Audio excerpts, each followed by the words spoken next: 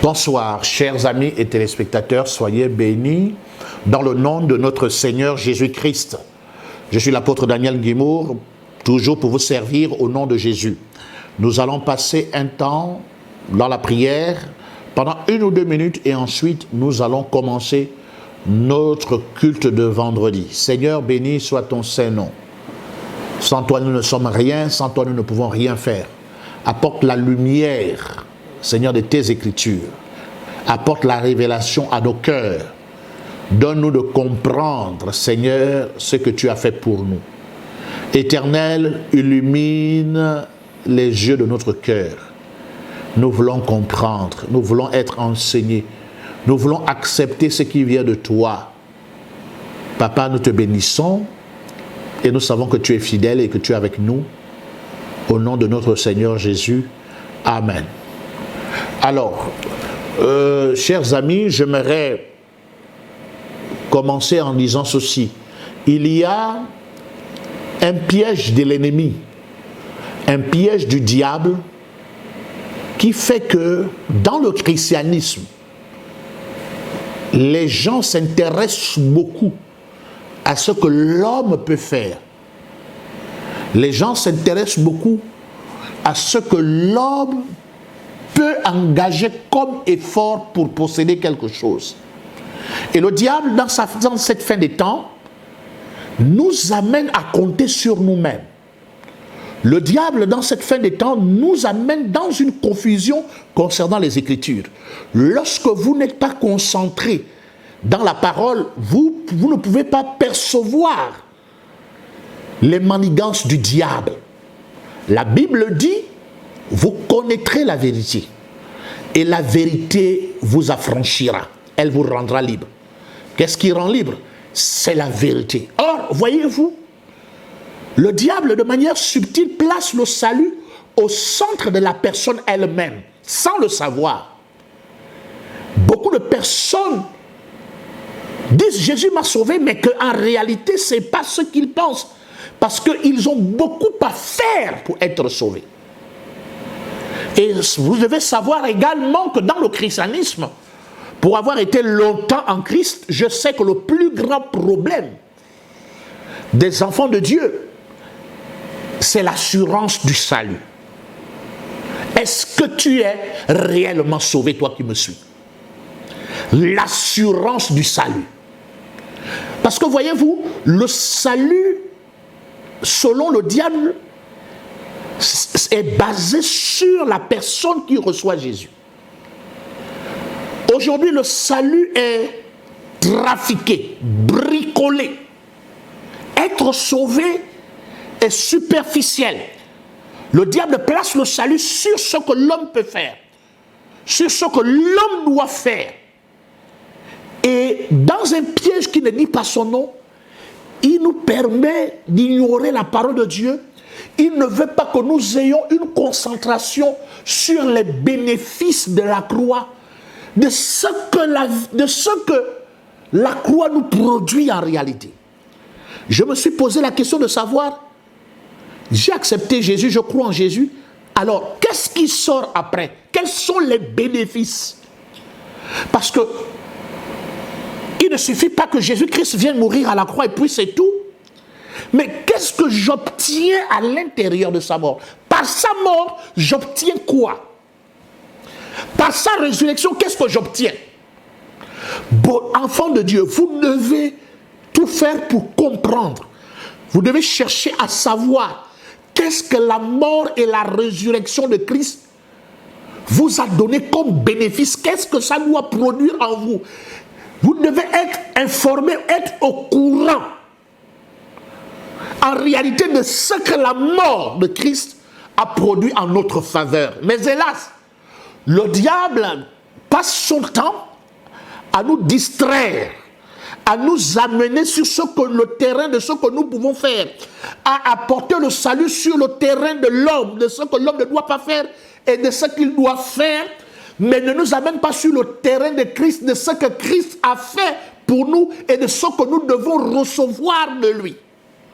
Aujourd'hui, je parlerai sur la sanctification ou la sainteté selon les Écritures. La sanctification s'élève selon les Écritures.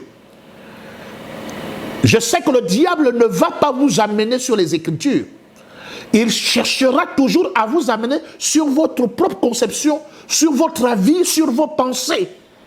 Mais je voudrais parler de la sanctification selon les Écritures. La sanctification ou la sainteté selon les Écritures.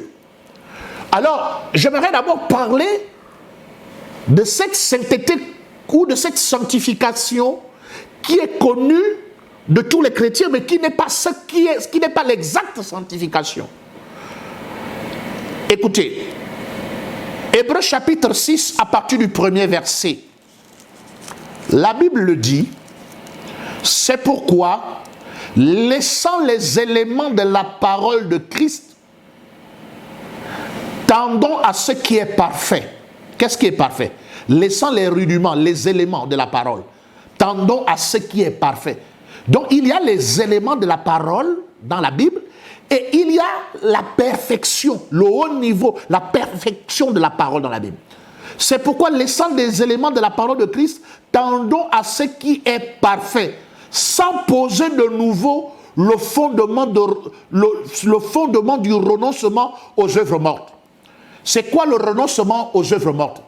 Il dit sans poser de nouveau le fondement du renoncement aux œuvres mortes, de la foi en Dieu, de la doctrine des baptêmes, de l'imposition des mains, de la résurrection des morts et du jugement éternel.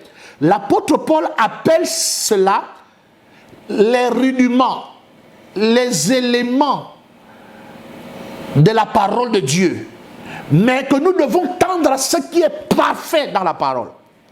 Il dit sans poser de nouveau le fondement du renoncement aux œuvres mortes. C'est quoi le renoncement aux œuvres mortes?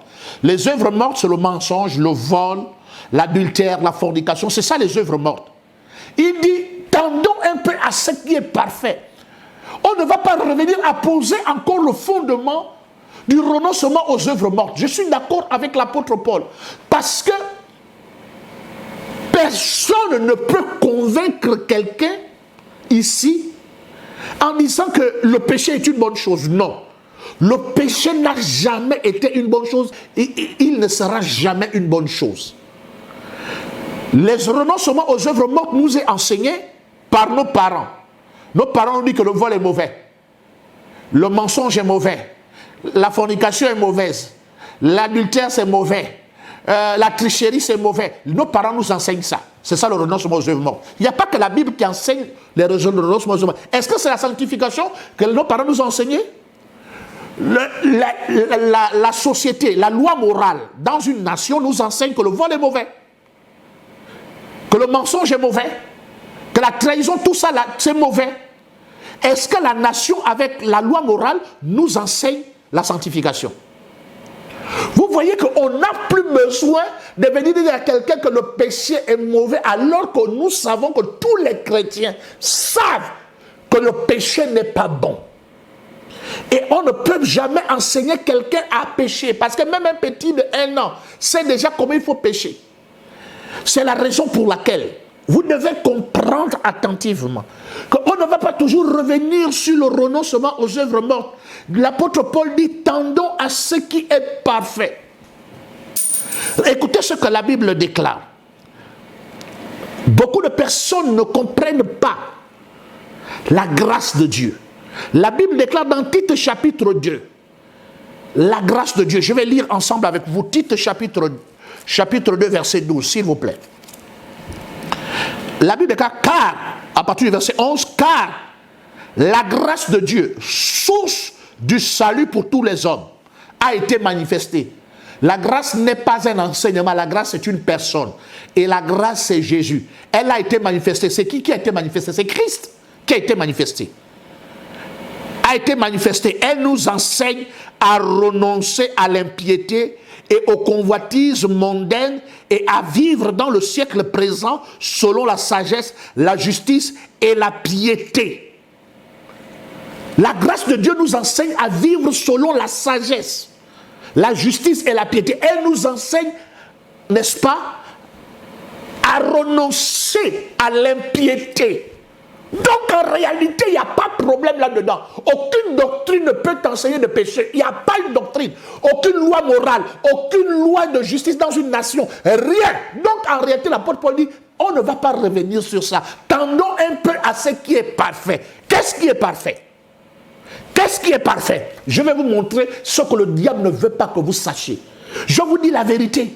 La grâce, quand nous enseignons la grâce de Dieu, quand nous enseignons la grâce de Dieu, elle nous enseigne à renoncer au péché, à l'impiété. Donc il n'y a pas de problème, il n'y a pas de difficulté à ce niveau. Un chrétien doit marcher dans la sanctification comme certains le disent. Dans la sainteté, comme certains le disent. Dans le renoncement aux œuvres mortes, voici la bonne expression, parce que la sainteté n'est pas forcément de vivre loin du péché. Pourquoi je le dis? Je vous pose la question. Dieu est 3 fois saint. Et Dieu est saint avant que le péché n'existe. À quel moment Dieu a péché? Puisque Dieu est 3 fois saint avant que le péché n'existe. Donc ça veut dire que la sanctification ou la sainteté est une partie du fait de renoncer aux œuvres mortes. Mais ce n'est pas toute ça la sainteté. La sainteté, c'est autre chose encore. C'est plus que ça, parce que Dieu est saint avant que le péché n'existe. Pourquoi dire que la sanctification, c'est seulement renoncer au péché? Non. Ou bien la sainteté, c'est seulement renoncer au péché? Non. La sainteté, c'est renoncer au péché, oui, parce que c'est le renoncement aux œuvres mortes. Mais c'est plus que cela, parce que Dieu est saint. Dieu n'est pas saint parce qu'il ne pêche pas. Dieu est saint avant le péché. Donc il y a quelque chose d'autre. Et nous allons le découvrir ensemble. La sainteté, c'est la nature de Dieu. La sainteté, c'est l'image, la nature de Dieu. C'est l'ensemble de toutes les vertus de Dieu. C'est ça la sainteté. Écoutez maintenant ce que Jésus-Christ a fait pour nous. Parce que lorsque nous parlons de sanctification, beaucoup ne comprennent pas selon la Bible ce que c'est. Mais dans la sanctification, il y a une partie qui consiste à renoncer aux œuvres mortes. Dans la sanctification, il y a une partie, la mise à part pour Dieu. Mais la mise à part là ne signifie pas que tu ne peux pas parler avec un païen parce que Jésus-Christ était l'ami des pécheurs. Est-ce que Jésus était pécheur? Non, mais il était l'ami des pécheurs. Donc, quand on dit la mise à part, ça ne veut pas dire que tu dois te démarquer des gens qui vivent dans le monde. Non. Tu dois aimer tes parents qui ne sont pas païens, qui sont païens plutôt, qui aiment le Seigneur. Tu dois pas les abandonner. Non, ce n'est pas ce que ça veut dire. Parce que quand les gens disent la mise à part, attention, n'allez pas à l'extrême. Parce qu'en réalité, ton parent qui est païen, c'est ton frère, tu dois marcher avec lui. Les païens, tu dois parler avec eux. Jésus-Christ était l'ami des pécheurs. Donc si la sanctification, c'est la mise à part, si la totale sanctification, c'est la mise à part, non, c'est une partie. Comme le renoncement aux œuvres mortes est une partie de la sanctification ou de la sainteté, mais ce n'est pas toute la sainteté, parce que la sainteté, c'est avoir la nature de Christ. Voici ce qu'on appelle la sainteté. Maintenant, ouvrons nos Bibles. Je vais vous montrer quelque chose de très important. Il y a la véritable sanctification vient de Christ qui nous donne sa nature. Et en tant qu'étant enfant de Dieu, vous avez été sanctifiés. Hébreux chapitre 10. Lisons ensemble. Je sais que le piège du diable, c'est que les chrétiens ne soient pas informés de ce que Christ a fait pour eux et du bénéfice qu'ils obtiennent après la croix, de ce que la croix leur accorde, le bénéfice qu'il y a dedans. Le diable ne se ne voudra jamais. Il voudrait que tu mettes le feu, mais que tu aies l'onction, que tu parles. Ça, nous allons arriver à cela, s'il vous plaît. Hébreux chapitre 10, verset 10, écoutez ce que la Bible déclare. C'est en vertu de cette volonté que nous sommes sanctifiés. De quelle volonté? De la volonté de Dieu. C'est en vertu de sa volonté, que nous sommes sanctifiés par l'offrande du corps de Jésus-Christ une fois pour toutes. Ça, le chrétien n'a pas vu ça. Il est toujours dans les éléments. Il ne veut pas tendre à ce qui est parfait. Ce qui est parfait, c'est ce que Dieu dit. La Bible déclare, c'est en vertu de cette volonté, la volonté du Père, la volonté de qui? De Christ, que nous sommes sanctifiés par l'offrande du corps de Jésus-Christ une fois pour toutes. Est-ce que quelqu'un peut saisir cette perfection-là? Est-ce que quelqu'un peut saisir cet amour? Est-ce que quelqu'un peut saisir cette parole? Il dit c'est en vertu de cette volonté, ça vient de Dieu, c'est sa volonté à lui. Il dit c'est en vertu de cette volonté que nous sommes sanctifiés par l'offrande. Ce n'est pas par toi, ce n'est pas par tes œuvres. Le renoncement aux œuvres mortes est une partie de la sanctification, mais elle n'est pas la totale sanctification, parce que ce qui est sanctifié, c'est Dieu qui nous sanctifie par un don gratuit. C'est le sacrifice de Jésus. C'est en vertu de cette volonté que nous sommes sanctifiés par l'offrande du corps de Jésus-Christ une fois pour toutes. Hébreux 10:10. Vous voyez? Vous comprenez clairement que ce n'est pas vous. Parce que souvent les personnes qui cherchent à se sanctifier en renonçant aux œuvres mortes, le diable va leur dire que non, c'est par tes œuvres que tu vas gagner le ciel. Or, la Bible dit ce n'est pas par les œuvres. Non. Alors, comment je dois renoncer aux œuvres mortes? Je dois renoncer aux œuvres mortes parce que c'est la volonté de Dieu. Et le fait de renoncer aux œuvres mortes doit refléter la vie que j'ai en Christ. Je ne dois plus pécher parce que j'ai une nouvelle nature. Je dois marcher selon les ordonnances de Christ. Je dois marcher selon la loi de l'Esprit. Écoutez encore Hébreux chapitre 14. Chapitre 10, verset 14. Je sais que les gens n'aiment pas connaître ce que Christ a fait, mais nous allons connaître. Je relis et ensuite on avance. Hébreux 10, 14.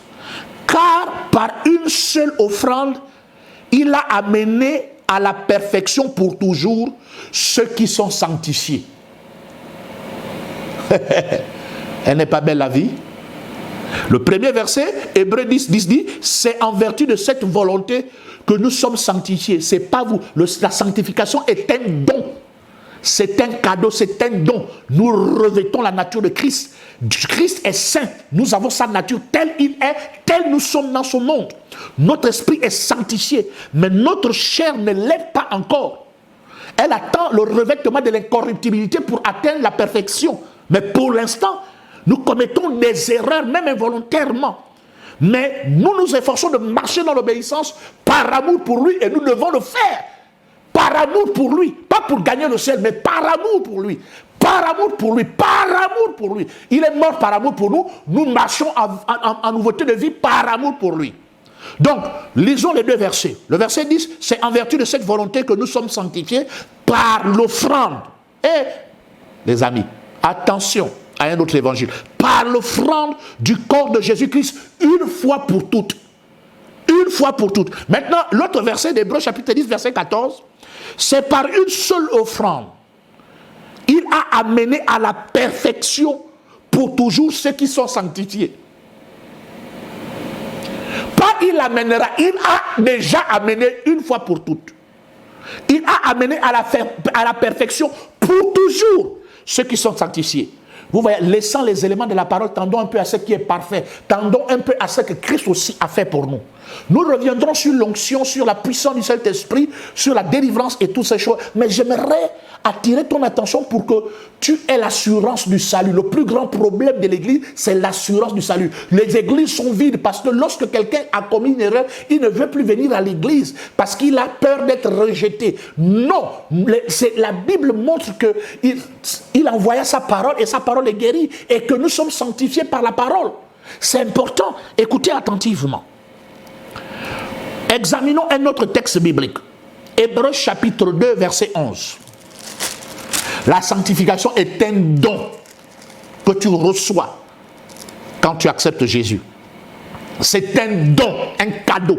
La nature de Christ vient sur toi. Et comme elle est sainte, cette nature, comme elle est juste, cette nature, elle habite en toi. Hébreux chapitre 2. Qui sanctifie? C'est nous-mêmes qui nous sanctifions ou bien c'est Christ qui nous sanctifie? Parce qu'en réalité, je vais dire ça pour les enfants qu'il y a deux sanctifications. La sanctification selon laquelle tu renonces au péché, tu renonces aux œuvres mortes. Ce qui est tellement important pour notre marche et pour nos bénédictions, et ce n'est pas à exclure. Mais ce n'est pas ce qui donne le salut.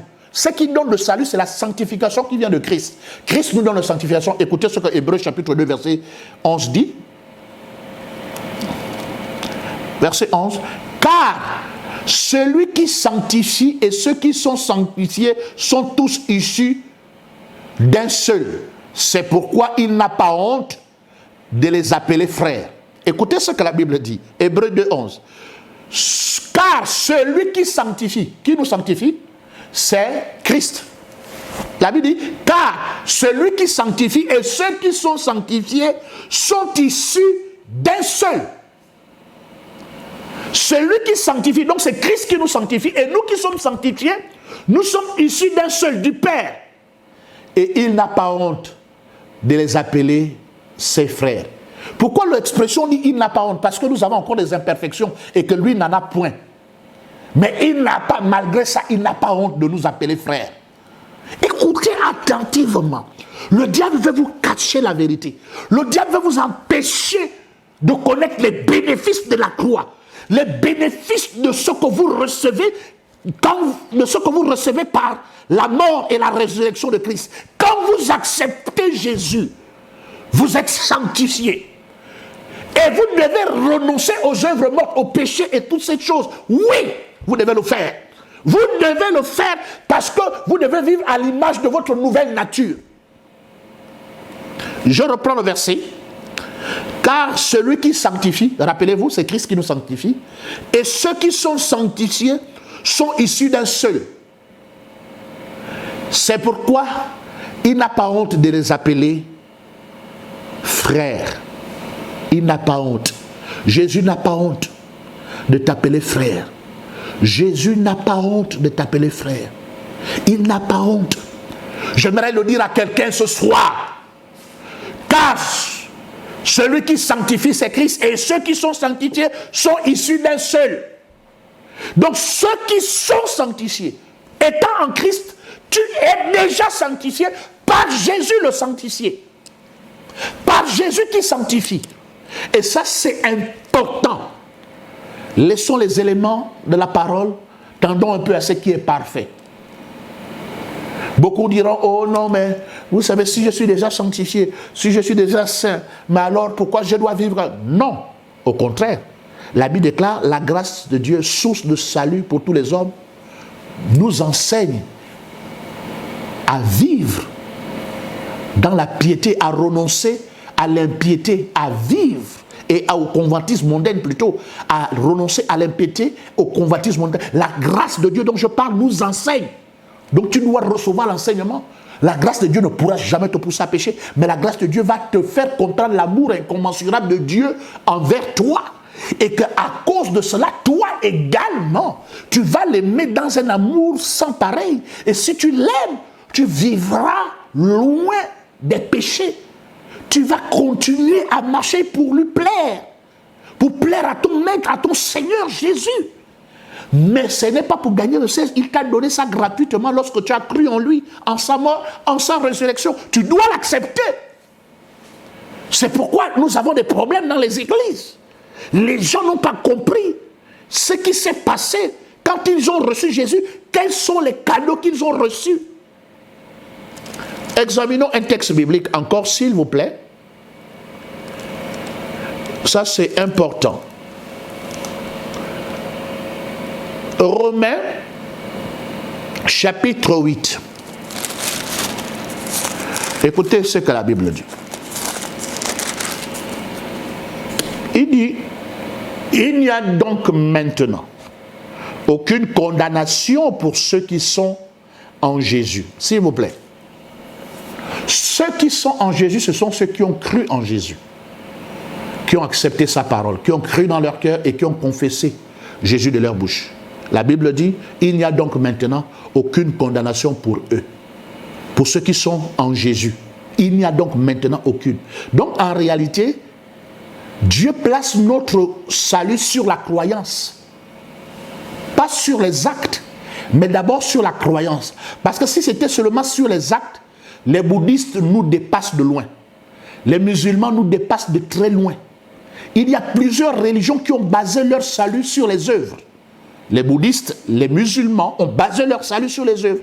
5 fois, prier 5 fois par jour, faire des choses, des sacrifices, ainsi de suite. Donc si le salut était basé sur les œuvres, nous serons les derniers de la classe. Mais la Bible déclare, c'est par la grâce que nous sommes sauvés. Attention, par le moyen de la foi.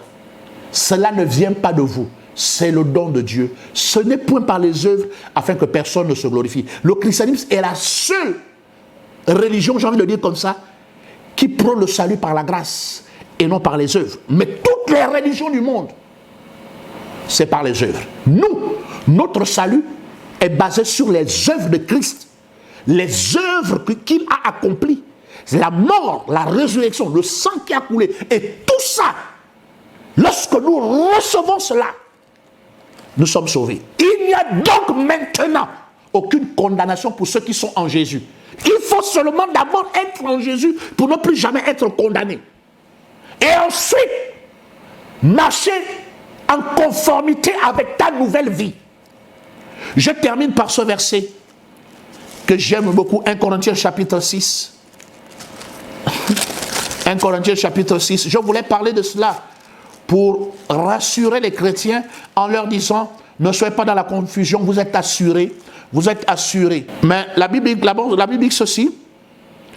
Ne savez-vous pas, au verset 9, ne savez-vous pas que les injustes n'hériteront point le royaume de Dieu? Ne vous y trompez pas, ni les impudiques, ni les idolâtres, ni les adultères, ni les efféminés, ni les infâmes, ni les voleurs, ni les cupides, ni les ivrognes, ni les outrageux, ni les ravisseurs n'hériteront le royaume de Dieu. Verset 11. Et c'est là ce que vous étiez, quelques-uns de vous. C'est là ce que nous étions. Nous ne pouvons pas être le passé et être le présent. Soit nous sommes le passé, soit nous sommes le présent. Et c'est là ce que vous étiez, quelques-uns de vous. Mais vous avez été lavés. Laver, c'est être pardonné. Vous avez été lavés, mais vous avez été sanctifiés. Mais vous avez été justifiés au nom du Seigneur Jésus-Christ par l'Esprit de notre Dieu. Ah ça, c'est fort. Tendons à ce qui est parfait. La Bible dit, et c'est là ce que vous étiez. C'était votre statut, c'était votre nature, c'était ce que vous étiez. Mais vous avez été lavés, pardonnés en Christ. Mais vous avez été sanctifiés. Pas vous serez sanctifiés. C'est déjà fait. C'est déjà fait. Vous avez été sanctifiés. Dieu vous regarde d'esprit à esprit. C'est ça qu'il regarde d'abord. Parce que Dieu est esprit. Il faut que ceux qui l'adorent en esprit et en vérité. Vous avez été sanctifiés, mais vous avez été justifiés, rendus justes au nom du Seigneur Jésus-Christ et par l'Esprit de notre Dieu. Placez votre foi en Jésus-Christ. Abandonnez-vous à lui. Marchez loin des œuvres mortes pour lui plaire, pour être agréable à lui, pour avoir les bénédictions, les grâces, les faveurs qui sont liées à l'obéissance. Continuez, mais dites-vous une chose, c'est la sanctification, c'est ce que Dieu nous a accordé. C'est ça d'abord. Et il nous a lui-même mis à part, lui-même d'abord. Et ensuite, une partie de la sanctification, c'est le fait de renoncer au péché et à toutes ces choses mauvaises.